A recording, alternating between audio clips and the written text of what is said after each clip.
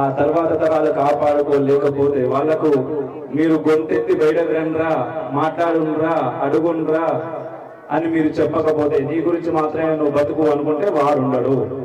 వాడు ఉండకపోతే ఏమవుతుంది? మీరు ఈరోజు సంపాదించి పెడుతున్నారు కదా పక్కకు, అవన్నీ ఎక్కడి నుంచి వచ్చిన రోహింగ్యా గాడో లేకపోతే ఇంకేడికి వెళ్ళి వచ్చిన ఇంకోడో అన్ని తీసుకొని పోతాడు.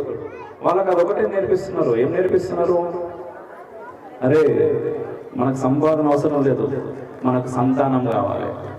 ఎందుకంటే వీళ్ళు హిందువులందరూ సంపాదించేది మన కోసమే. సంపాదిస్తారు సంపాదిస్తారు సంపాదిస్తారు, లాస్ట్ వాళ్ళ కూతుర్ని మనం లేపుకోబోతాం లో జిహాదీ కింద. అప్పుడు ఏమైతుంది? వాళ్ళ సంపాదన అంతా మనకే వస్తుంది. మనం చేయాల్సింది అది అని చెప్తున్నారు. మనమేం చేస్తున్నాం? మన రామాయణం వద్దు, మహాభారతం వద్దు, భగవద్గీత వద్దు, దేవుడు వద్దు, వీళ్ళకి చెప్తున్నా. నేను ఛాలెంజ్ చేసి చెప్తా, ఇంతమంది ఉన్నాం కదా ఇక్కడ, ఇక్కడికి ఎవడన్నా వచ్చి నీ రాముడు దేవుడు కాదు అని చెప్పినా కూడా పీకలేం మనం, ఏం పీకలేం. అట్లాంటి స్థితిలో ఉన్నాం మనం. నీ శ్రీరాముడు ఎవరు? ఆయన దేవుడు కాదన్నా కూడా మనం ఏం చేయలేకపోతే ఎందుకు మన బతుకులు? అంటే ఇక్కడి నుంచి ఇంత దిగజారి ఎక్కడికి వచ్చినాం.